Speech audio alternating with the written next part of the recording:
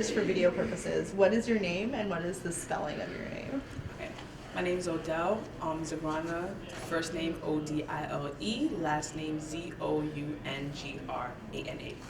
So, how did you become involved in politics?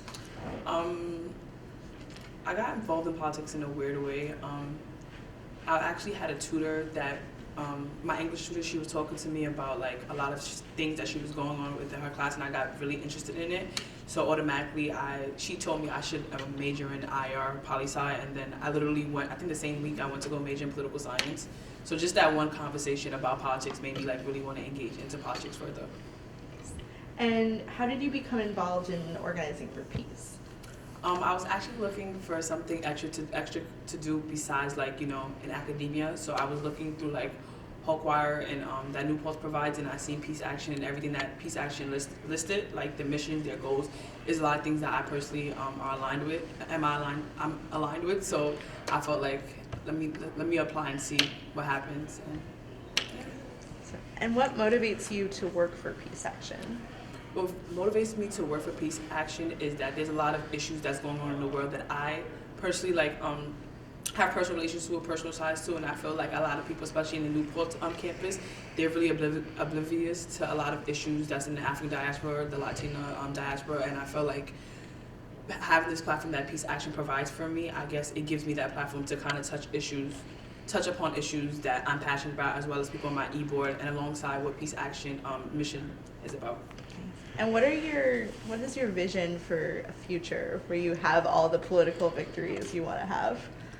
I really don't know. All I can really say in terms of like a future with all the victories is just to see peace in the future, see a change. What past actions that you've organized or that you've been a part of sort of inspired you to take on a leadership role in organizing? Before, I used to be a part of U.S. Africa Synergy, which talked about the problems that women face within the African diaspora, and we actually had a campaign called Protect the Rose, which was a campaign to stop female genital mutilation in a lot of East African countries, a lot of West African countries, and we actually was literally positioning it around Harlem and kind of like walked up and down the streets to actually have people change, like people sign this petition so we give it to the African Union, and that's like one event that I did that just promoted me to do a lot, because we had a lot of backlash as well as a lot of support, and it shows that you actually taking a physical step to do something. You can see it gives you more of a it gives you more passion to say this is why I need to do it, because this person with this their thought process has to feel like women should continue to get circumcised versus people that support it. So I felt like that was one thing that made me want to continue to do Peace Action and continue to do like humanitarian efforts or peace action advocacy. So.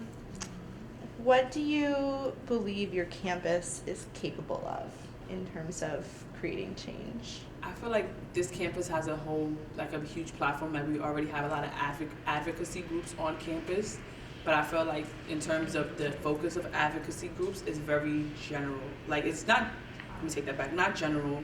They have a lot of parallels versus like, that's why I feel like with Peace Action, like our first issue, Tunnel Vision, talking about issues that like, don't necessarily pertain to the West, that like talk about African issues, is like something that this campus never really has heard about. We always hear about like a lot of the advocacy groups kind of mirror themselves. And I feel like we have a platform, we just need to talk about different aspects of issues that go on in the world. Yeah, speaking of, what are the other concerns that you have in U.S. and politics? What other issues are you working on? So the certain issues I'm working on in terms of U.S. policies, I guess, is just issues within the African diaspora and the Latin American diaspora. Like I'm really passionate about that because I feel like we do not get enough recognition, and I feel like there's so much issues that goes on. It's like the same, European nations come and exploit our resources, and do so much things, but yet when we have an issue, nobody knows. And I feel like it's essential that we at least talk about it, so we can at least get some general support. And the media doesn't even give us that. So I feel like having this like platform, having that platform is really good. Yeah. What do you want to tell people who believe students aren't involved in politics? I feel like they should come to a campus and actually see how a campus is operating. There's literally advocacy happening 24/7, 7 days a week, even on the weekends. So they actually need to come and see, because students, they advocate through social media, they advocate through their classrooms, they advocate on their free time throwing programs, you know? So students, college students, they're like the biggest humanitarians that I know. What do you want to tell your peers who aren't involved about organizing? I feel like what I would like to tell my peers is just come out to a program, even if you don't feel like you're like an activist, or you don't feel like, you know, like you're the next Martin Luther King, you know, or Susan B. Anthony. Like, just come to these programs, you know, get informed about these programs, just see, because if you're informed about these issues, you could tell somebody else about these issues, and it might spark activism in that person. So I just feel like awareness is key, and like advocacy. So. And last question, do you believe you can make a difference? Yes, I believe I can make a difference. I feel like I'm already making a difference just by like talking about issues that I'm passionate about. So I just feel like I just got to use the platform that I'm provided. Perfect. Thanks so much, Odell. That's your interview.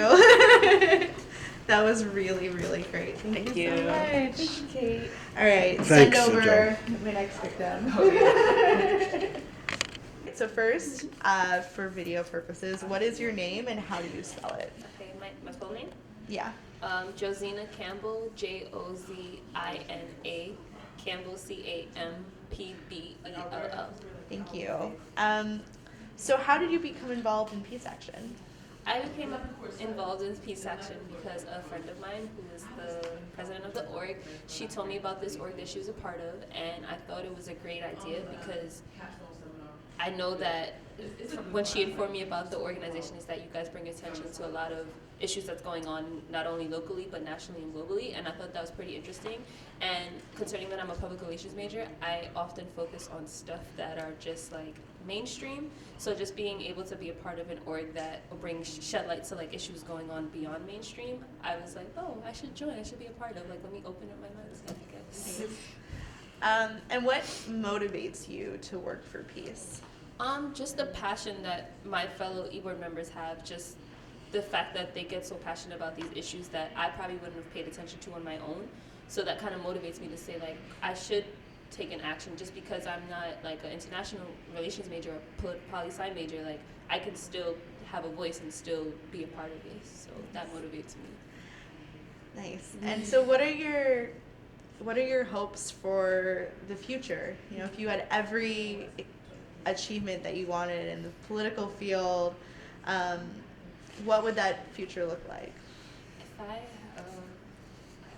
I guess just being able to make an impact on everyone, or being able to make an impact on people as a whole. I feel like your voice and your being able to voice yourself and your education is very powerful, and being able to educate others on what you know and being able to use your voice to make a difference to others, I think that's like my main goal if I was to have the platform to do so, because the more you instill education and your viewpoints into others, like, it opens up other people's perspectives and helps to like solve certain issues that we have, or just even shed light on certain issues, and like more things can be done. Thanks. And last question, do you believe you can make a difference? I definitely do believe I can make a difference. Just this conversation I'm having, or being a part of this e-board, is me making a difference to this campus. So yes, I do. Awesome. That's it. Thank you so much. No problem. Thanks a million. Ready? Yes. Okay. So first, for video purposes, what is your name and how is it spelled? Okay. So my name is Hussein Baba. The first name is Fousseni, and the last name is Baba, Baba. Yes. And how did you become involved in Peace Action? I became involved in Peace Action because Odell is my friend, and we always talk about news and issues that are happening in Africa.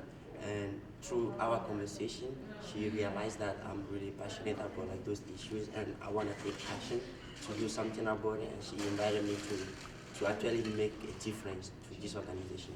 Nice. And what motivates you to work for peace? I think the thing that motivated me to work for Peace Action is that when I went on the website and I read the issues that you guys are working on, I think that the organization is making an impact, is having a huge impact, and I also want to contribute. And the best way to contribute to is is working for the organization and making sure that we have an organization like that on campus that want to help educate people and want to share what they're doing. Nice. And what are your hopes for the future? If you could imagine sort of the world that you're working for, what would it be? What would it look like if it was achieved? I think my hope for the future is that to be able not to judge each other, being able to accept people and celebrate diversity. If somebody is different from you, doesn't mean that person, whatever the person is doing is not bad. Is bad, but make sure that you understand that that person is different from me and I can learn something from that person. We are all different. Diversity makes the world better, and I want to see more diversity in the future. Awesome. And do you believe you can make a difference? Absolutely. Like I think I can make a difference, and I'm actually doing that through who I am as a person. I always have a positive mindset, and I will always try to help whenever I have the opportunity to do so. Awesome. That's it. Thank you. Thank you so much. Got it. Yeah. All right. So first, for video purposes, what is your name and how do you spell it? My name is Eternity. That's Eternity. Great. And how did you become involved in P-Section? I became involved because my friend Odell told me she was chartering a club. Odell and I are both involved in politics. We have the same classes, so I thought it'd be interesting to get involved. Thanks. And what motivates you to work for peace? What motivates me? As I get deeper into my major and as I look and see what's going on around the world, I feel like, change starts with an individual, and I want to see better things in the future, and I want my kids and their kids to also, I want them to live well. Yeah. And that's the best way to do it. You got to start it. Perfect. That leads perfectes into my next question. So when you think about the future that you want, what does that look like? The future that I want. I'll say in my lifetime, what I'd like to see in my lifetime is, there's so many things. I guess awareness. I think I see that a lot of people are unaware of things that do affect them, and I just in my lifetime I want it to be cool to be politically active. That's what I want to see. Yeah. I want that to be a very mainstream thing, being active, being aware, because that's not common. Mm-hmm. Yeah, me too. So, last question, do you believe you can make a difference? I do believe I can make a difference, for sure. I guess the things I'm already doing are making differences, I see small differences, and if you can change one person's mind, who knows how that'll impact them later, and how that'll impact the world later, Yeah. It's a ripple effect. Absolutely. All right, those are all my questions. Thank you so much. Yeah. All right. Yeah, and then that's it. Okay, so for video, what is your name and how do you spell it? Victoria, Victoria. Perfect. Yeah. And then how did you become involved in P-Section? In general or the P-Section New York State? Why don't you talk about both? How did you become involved in organizing and in P-Section? So, in general, my first semester, my freshman year, I joined another organization called NIPERG, the New York Public Interest Research Group, and we advocate many different things such as affordable higher education, renewable energy, hunger, homelessness, a lot of good stuff. And I appreciate that a lot because through them I was able to see so many other orgs that do the same thing, and that's when Peace Action came in. Thanks. And what motivates you to work for peace? I think that all the failures and successes both motivate me. So seeing, for example, people who didn't know or weren't aware of certain things become aware and become so impassioned. So, you know, I like I want to say it. Try to become so involved. That's very empowering. And other people who just don't really care. It's interesting to see from their points of view, and I think that motivates you because it just seeing people not really care just motivates you to spread the word out more, because you know that for every person who doesn't care, there's at least 5 people who do care. There's at least 5 people who do want to get involved, and make a difference. And when you think about the world you're working towards, what do you want it to look like? What is that future that you envision? Well, okay. I want equality, justice, because well, equality doesn't always mean justice. Just because certain people get the same thing doesn't mean that justice is served. So I want equality in justice. I want everyone to get what they deserve. I want affordable higher education. I want women to have the right to deserve. I want, people to recycle, like all this stuff. Definitely. That's great. And then one last question. Do you believe you can make a difference? Absolutely. There's no doubt in my mind. Even though, so now there's no doubt in my mind, but I remember years ago I didn't really want to get involved in politics. I did not want to, only because as a woman and a Latina, it's just so hard because people just don't take you seriously. But seeing other people around me care and actually, try to advocate it is just more empowering. So seeing the little steps that I do, whether it be here on campus, tabling, lobbying, phone banking, spreading flyers, holding events, people, it gains attention, and through that attention, people care and people join. And the more people, the more power there is. That's awesome. Thank you so much. Thank you so All much. right.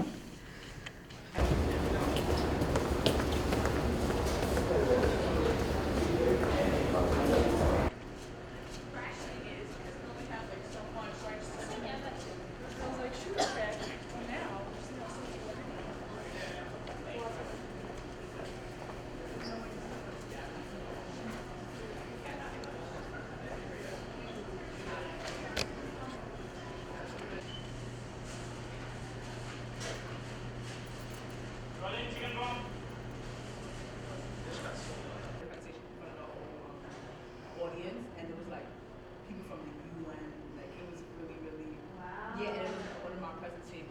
I did like a cultural dance, and the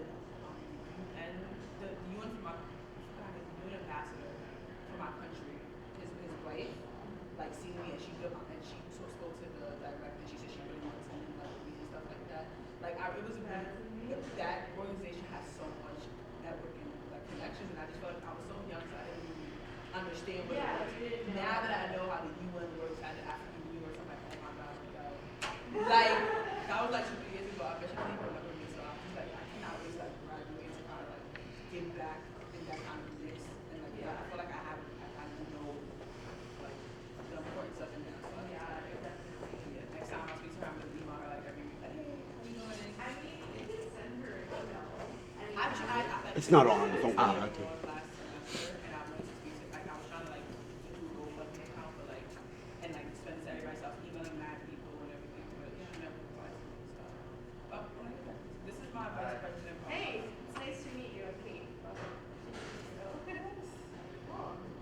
waiting for 3 more people. You have a toast. No problem.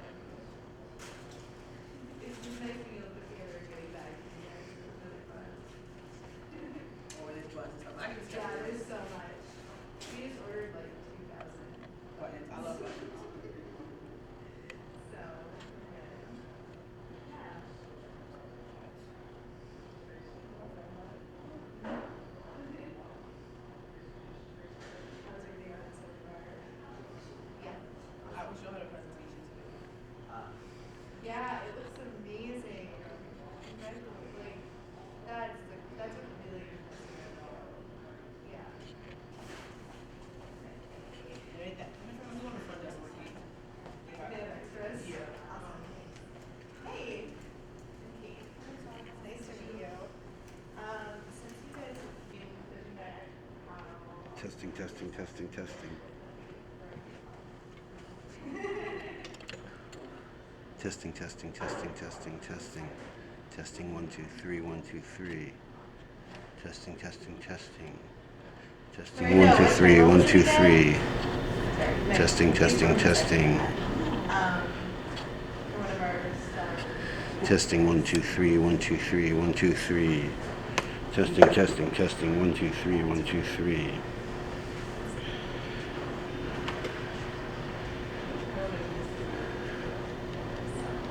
Test, test, test, test, test, test, testing, testing. Which part are you working on?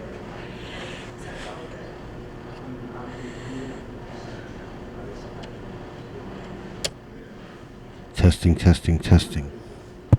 Thanks. Yeah, that's such a good way to start off the event. It's so like already culturally. Testing, testing, testing. Testing, 1, 2, 3, 1, 2, 3.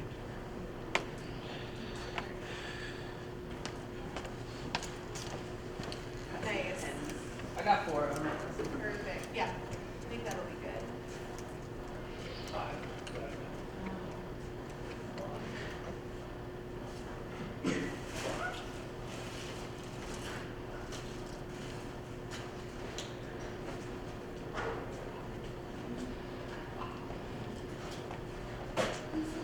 It is cute, right?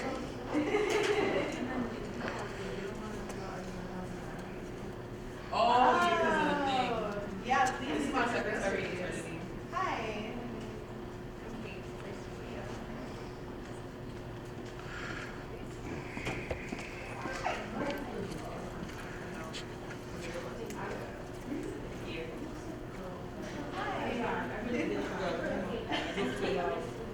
you.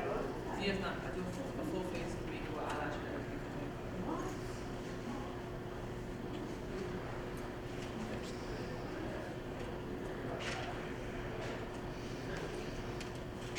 Deal where it was a bunch of activists who basically did a series of actions to make sure that their issue couldn't be pushed back. It's basically becoming omnipresent to your elected representatives. So they did some protests outside of offices, but they also, if you couldn't make it, that didn't mean you couldn't be involved or that you weren't making a difference. It meant that staff members who were hiding in the offices were still confronted with this issue through calls and through letters and through petitions. And everything that you can do to bring this issue to the forefront means that it's less and less likely to be ignored. And that is what makes a difference at the end of the day. So it's not like you have to be the kind of activist that's called a radical in order to be successful in this and to be committed. But there's also nothing wrong with being a radical. Like it's so weird that that's like a really bad word now. And I've certainly had that word thrown at me for things I did on campus. And it was basically like, whenever you do a creative action, you're going to be called a radical. We were protesting poor food practices and brought in like more sustainable food as an option, and they called that radical. And it was like, I don't understand what this word means anymore, because radicals, like everyone in this pile was a radical. And I would like, thank you for putting me in their company. And I think that that's the best response you can have to that. Like, every person who has made a difference at one point has been called a radical. And that's really important to remember when you get that response, because you will. And it's gonna feel terrible in a minute, but you can turn that around so fast. Great, so I think that what you guys are talking about are really like these challenges to your activism and how the challenges that you had to face before becoming sort of the politically aware, in this room individuals who you are.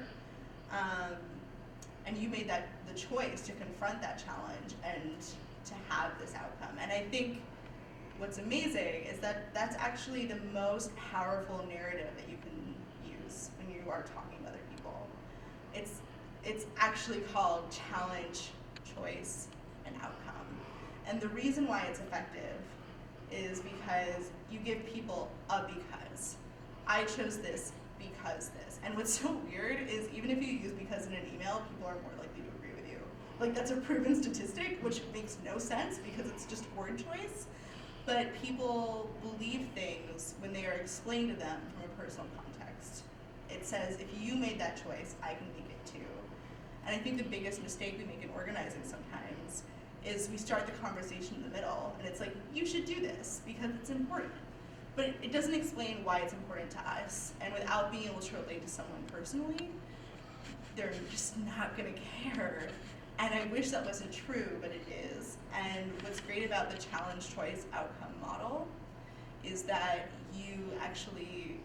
it's used by everyone, and it can be used in any context. So whether you're talking to an individual student, or if you're talking to a member of Congress and lobbying, this is the most effective model you can use. So I'm gonna give you guys all a worksheet to start thinking about this of us. So this particular narrative comes from the New Organizing Institute, which was a really big part of his 08 campaign. I am going to tell you my story of self, and I think it's true that we all have a few stories. But mine is, I was working in Bosnia, and I was doing war crimes research. It was the first time I had ever really done war crimes research, and I thought maybe I was going to go into international law. And there was one case that was so horrifying. I'm sorry for sharing these details. Trigger warnings. I feel like I should say trigger warnings. Rape, systematic injustice. But there was a woman who came forward to the War Crimes Chamber. And the War Crimes Chamber is so highly regarded because it's like this great, it has international justices, but it's in the domestic justice system. But it exists in this culture that is like systematically unequal, especially towards women.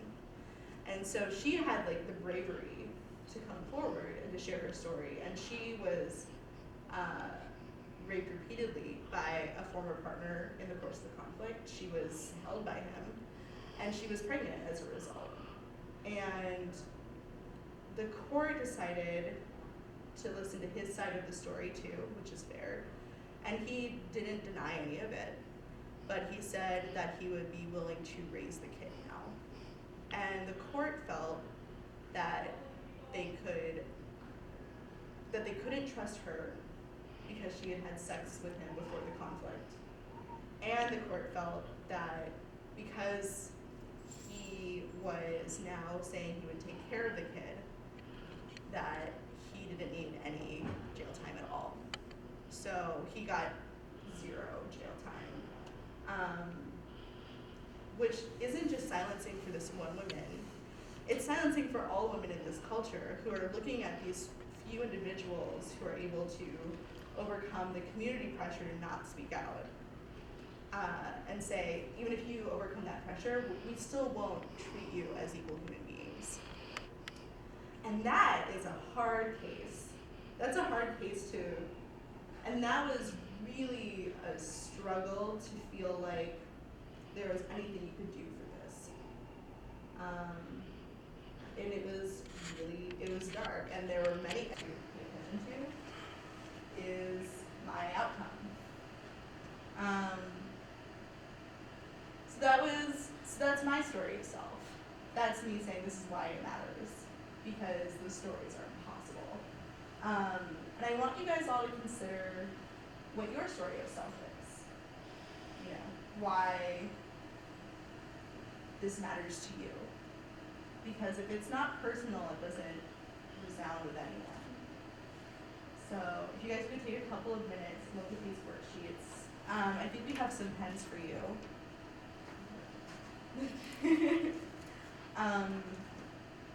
And when you're looking at the worksheets, what I've found is it's actually more powerful to draw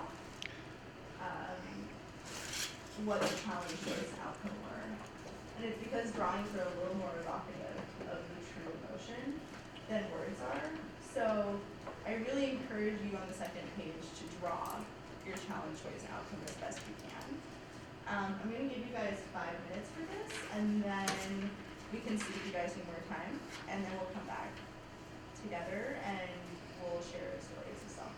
Okay, so basically you want to kind of break or like Actually, brainstorm or something like that, like basically that kind of connects to activism. yeah. So, yeah, and it doesn't have to be peace activism. It can be sort of. I want you to be as authentic as you can to what you're passionate about, and yeah. So brainstorming what your challenge was that led to the choice that led to the outcome, which is your passion and what you're doing now. And like I said, it's actually much more powerful if you're able to draw it in some way, and that's on the second page of it.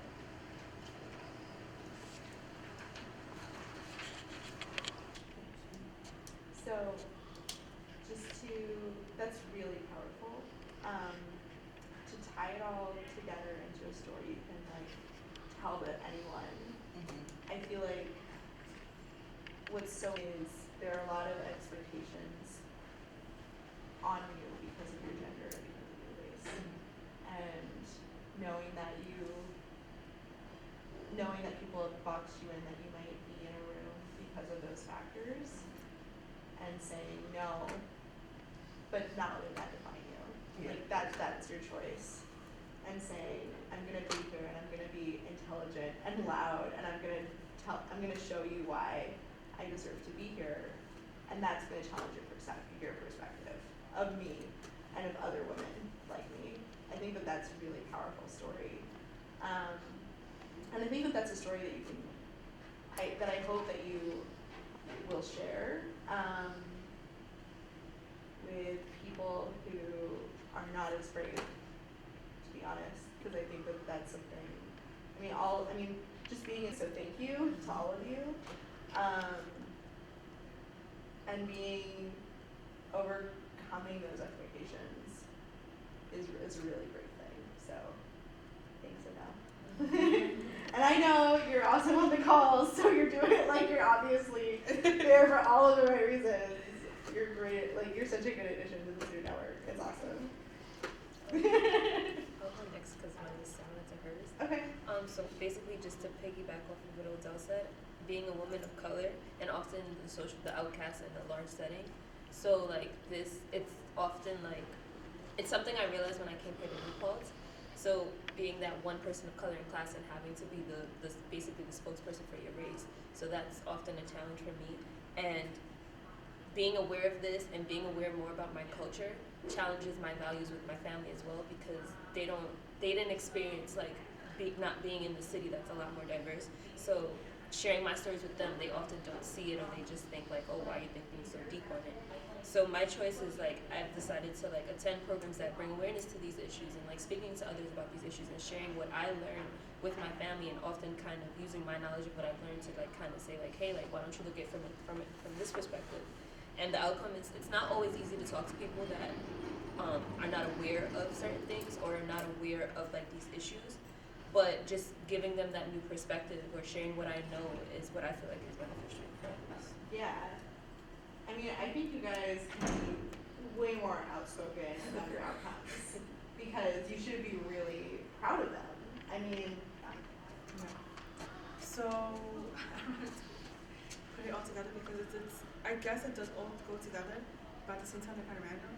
So it's the unavailability of higher education or education in general, the incarceration of minorities, and the violence against women.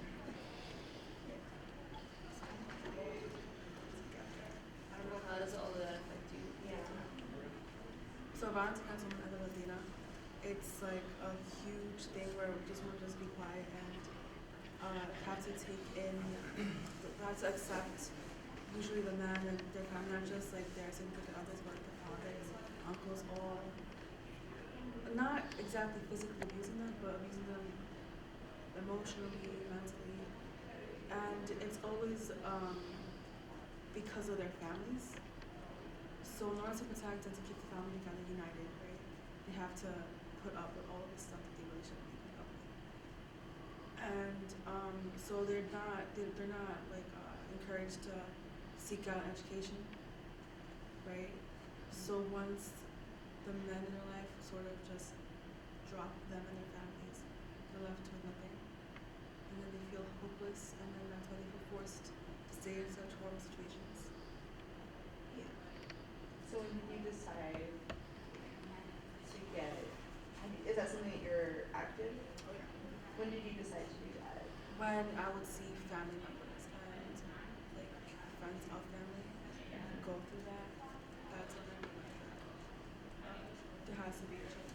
Yeah. And what are you doing now? So I feel like so what I do is I help around a lot of folks, right? But I feel like teaching women, right, who are uneducated because they don't get the education they should get about their own rights and what they should do in certain situations is really important. And it's not just like their rights, but also like their sexual rights and what to do sexually, because that's one way that I feel like men or whoever can trap them and really belittle them. So whatever story of yourself you decide to tell, don't think that it isn't making a really big impact. All right, would you like to go?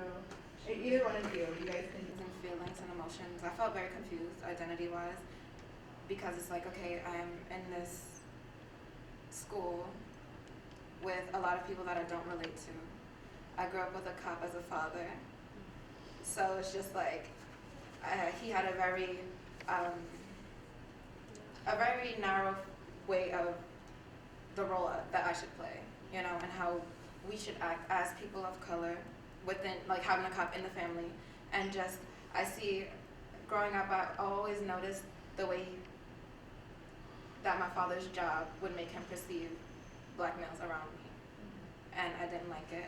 I got to college. I took this class my sophomore year called Race and Racism in U.S. History, and I learned a lot about systematic, you know, racism, and how education is really one of the more important things of getting yourself out of a bad predicament, you know, or getting yourself out of that lifestyle. And it's like seeing how I grew up and learning what I learned, I made the connection between, okay, like, this is why things are the way they are within my community, within my family.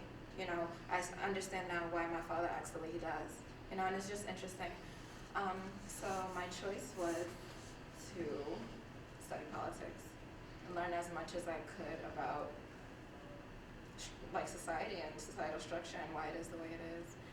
And as an outcome, I've got involved with Peace Action and another club that I'm really passionate about, the Black Studies Student Organization. The Black Studies department here is like, they're rebuilding. So I think it's very important as a woman of color and me finally settling myself with my identity here within a Black Studies, you know, learning through a Black Studies course. I think it's very important to, you know, keep that going for people like me later. You know. Definitely. I mean, anything you can do to make sure that the education you have doesn't end with you. Mm-hmm. And I think that that is probably the most important part of being a leader. And this is a conversation that I'm going to have with our student organizers. But if the club disappears because you graduate, you weren't a leader. Because it means that you didn't ingrain yourself in the system, and there wasn't any transfer of skills to new people. And if like all of your work ends because you're not there anymore, then your work didn't really make a significant enough change to stick. And that's something that you have to be introspective about as a leader. Like, it's not leadership if it can't survive without you. And I think that that's a really important thing to keep in mind, because we tend to like make leadership like a noun, like you are a leader. But what it really is a verb. You have to act like a leader in every facet of how you run an organization and how you treat the people who you're interacting with. aren't insular. They wouldn't make it about themselves. It's about bringing out the skills in the people who you're working with and making sure that they feel confident enough to keep it going when you're gone. So treating leadership as a verb, not a noun, is the best way to make sure the structures stick. I think it's something that matters. And yeah, I think that we need to create institutions that are carrying on the legacy. Like, that's the most important part. Because the next generation shouldn't have to start from scratch. Alright, so if you would like to finish us off. Okay, so mine is related to my dad. So when I was 11, my dad had to escape from my country because he was going to be killed by the government. So my dad was part of like the education system, and he didn't like the way the focus is always on the military and the education is being poor. So he became like active. He became an activist. He proposed some reforms, but the dictator of my country didn't like him at that time, and then like he was in a bad situation. So when I was 11, he came to the United States. So from 11 to 18, I grew up with just talking to him on the phone. So for me, it was something that I always remember. No, like my dad sacrificing his happiness to make sure that like, the education system for like the education system in my country to be improved. So that was my challenge, not having my dad present when I need him, because he was a teacher. So when I was in middle school, I used to do my homework with him. Now they had to find me another person who's gonna help me with my schoolwork because my dad wasn't there. So it was something that like I always remember, and I will always remember. And the choice that I made is that from that experience, I make sure that education is always going to be my priority, and I will do anything to succeed, to make sure that I learn, I help people, and I better my community. So for that, like it's just so important for me to do good in school, to make sure that whatever my dad start, I finish the story for him. Because like, he doesn't talk about it, but when I look at it, he started a story and I need to write a conclusion. That's the way I look at it. I had to finish it. I had to make sure that like whatever he starts has an end. And for my outcome is that I just try to be myself in a way that I just help people, motivate people, and I know that I'm really determined. I know for sure that like the school work is gonna be done. I'm gonna go to it. I know that like no matter what happens, like I'm gonna learn it. Yeah. So I also like participating in clubs. I just like to be myself and make sure that like I always go for like the positive things and remember where I'm coming from. Yeah, I love that. I had a really similar experience in school, where you kind of learn to trust your own ambition, I guess, and it's like you know it's gonna get done because you trust yourself to get it done. And I think that actually alleviates a lot of stress. Like once you know that you can like trust yourself to finish it, and if that means an all-nighter, if that means whatever it means, you're going to achieve this goal because you're going to make time for it. You know, you can always make time for things that you value. So I think that's a really powerful story. So thank you everyone for sharing that. As sort of the last exercise, I want you guys to think about like the stories you just heard from each other, executive committee, which is basically one of our boards. So the board is a year term, and they kind of throughout the year have a say in the direction of the organization and they keep us on track. And so what I'm imagining for you guys is that I want someone to be on this board who does represent the next generation. I think that's important. And I think it's important to have someone on the nominating committee who is saying like, who is checking people who are being nominated and making sure that there is diversity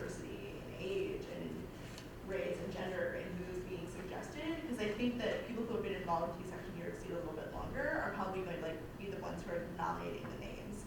But I want someone to be asking the right questions, and I think that that depends on a younger voice, to be honest.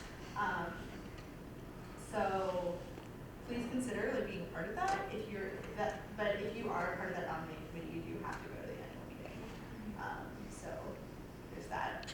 Besides that, I think it's just like an email communication with other people who are on the committee, but it shouldn't be too heavy of a commitment. Also, in May, we have our May 25th, we have our national meeting, and that's in DC, and it's a 3-day thing, and it includes lobbying, and it is going to be a really wonderful event, and if you guys are able to, if you might be interested in attending, definitely let me know. I know that your school wraps up like about 2 weeks beforehand, so I know that you might already be gone, but if you're not, it would be great. I would love to have as many people there as possible, in particular from your group, because you're all really brilliant, and it would be great to have you there. And it's a really cool experience. I mean, I know that I've been able to do something like that with advocacy organizations I've been a part of, and it's really valuable to like go lobbying with people who've done it before. And to really hone your message with people who know what works. Plus, it'll give you a better sense of what our national presence is, which I think will give you a better sense of your own power within that presence. So that, those are 2 things that are coming up. Do you guys have any questions about either of those? Okay. Last tip, and then I'm going to leave you guys. So, for people who have never been involved in organizing before, the biggest thing is like, well, why should I be involved? Right? Why me? And I have found that this reasoning works really well with those people. And it's simply like, in no other area of our lives would we elect someone to a position that has so much power over our life and never check in with them. In no other area would we do that. If you had someone who was, it's like giving your parent the ability to choose every possible decision, and you never check in with them and say like, hey, this is what matters to me. This is the career I want. This is the school I'm interested in. These are the classes I want. In no other area of our life would we say, hey, you have a lot of power. Go to town, and I'm not going to check in. And that's where advocacy comes in. It's you checking in with people who have power over your lives to say, this is how I want you to make your decisions, because these are the values that matter to me. So I hope that works for you guys. If anything comes up, let me know. I talk to Adele all the time, so. Yeah, but we're done, so have a good rest of your Saturday if you need anything. Yeah. Nice meeting all of you. Yeah, just for you guys though. Are you paying like any other students? Yeah, a few. Or So a few. They're sort of throughout next weekend. It's SUNY Albany. Yeah. And Binghamton? Huh? Binghamton also? Yeah, and Binghamton is also a SUNY school. So we're going to those next weekend. Any particular reason you're asking? Trying to do her puppy face. Is this a hard thing? Wait, is this a So we're trying to walk out. So, but when I was walking down, She said, I'm trying to walk out. it's not just a walk We're trying to out. walk. It's not just like a walk out. So with the whole Emily bill, I don't know if you're aware of the whole with the tuition and whatnot. So the Emily bill was suggested by the Proposal 2011 for students to pay $300 more every year for tuition. Yeah. So $1,500 will be paid. But so the whole reason behind it was for us to get better quality professors and classes that aren't full all the time, and for people to be able to graduate on time, because in some schools, like this school, there is a bunch of classes that are only available once a year, not one semester. So those classes get filled up so quickly, and people don't graduate on time, and then it's just terrible. And then they have to pay it for another semester, stay here, And how are you gonna get the money for that if TAP doesn't even cover, TAP doesn't cover enough employers, there's no way to do that. So, okay, so we're walking out, right? So I wanted to get all we already have a bunch of students on board, but we decided that it's not just enough to just walk out on that day.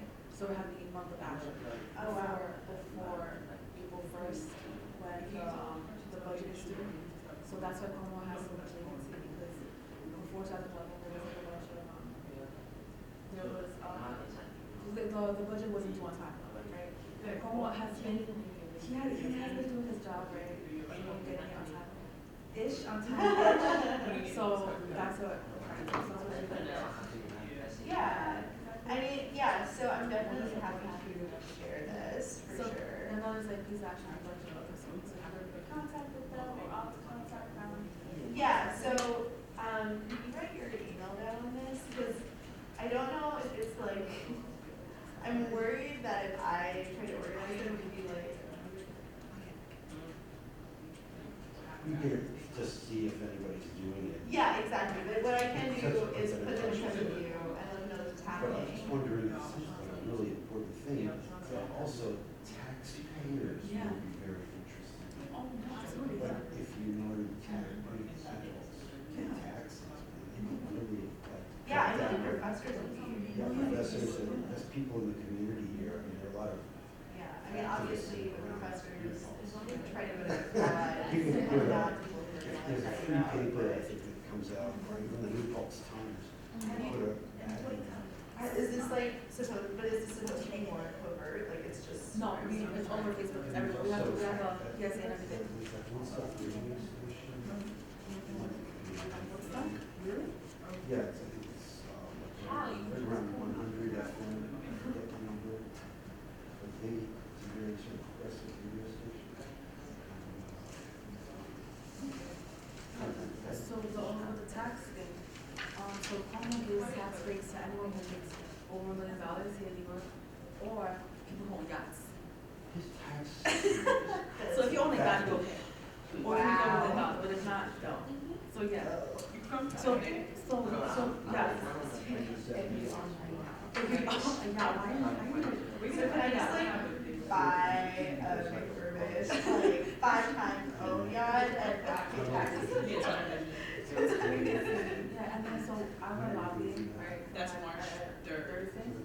And the Next week, yeah. people- Just going over just to see little things that we We might went to change. SUNY, like these people, we went to SUNY. So it's crazy. It's like that- a slideshow. We have like one mashup video.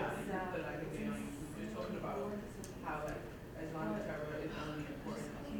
Like, attack. That's how I feel like that is a very real feeling, and we're just like I can't even deal with this. And then I think that, and then their Similar argument intent. is, oh, so Like you want ISIS, like me to Boko pay Haram, for all Al-Qaeda. your education, so you're just gonna get scot-free and get a student degree. Oh, So yeah, that's- yeah. Yeah, they literally do the same thing, but like those gloves. Right, You just want so to whether it be acting or art management, that's much. Or no major is. That first program is Right, It's literally. it's not, Do it's you impossible. know, Then why are they teaching it? what do There's you no, recommend there's to ridiculous. people? Well, the thing is that the reason everyone's so upset with fear is like, is not because that we're trying to do it's overpriced. Instagram page as of right It's now. this SUNY has gone from state funded to state assisted.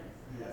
Like, what's the point between, there's no difference between I'll SUNY help with that. and That's just like with the internet. As long as you it just takes. like something like No, you get conscious I of just- how you have information. Certain things like geared you can do that? toward like Western like Western ideas. Yeah, Western audiences. So You guys are really good. Just need to like emphasize that. It's really awesome. yeah, because even if like It's important. I mean, they have their own block articles. I'm like obviously not a like lot of technology guys, advantage, you but have to go I down think that it's, translate it into English. I mean, some of my You know, like it's certain things like that. These are so like really my comrades in college, and it's just if you have like when you have people organized on these interests and all over the watching time TV about it, is there's like it's there's controlled. real, The like, internet, you have a lot of sort of. there's real magic in that. I mean, I feel it's like really, that's what it's you know, really people powerful. should like the internet because So good luck. kind of picking and get information. You went to Bosnia? Yeah. Yeah. Amazing. There's a really It's good book by Al beautiful. Gore It's called The a Assault. benefit of yeah. It was really It's about how media. I don't know. I mean, like I both sides of Bosnia. Like the work was so it was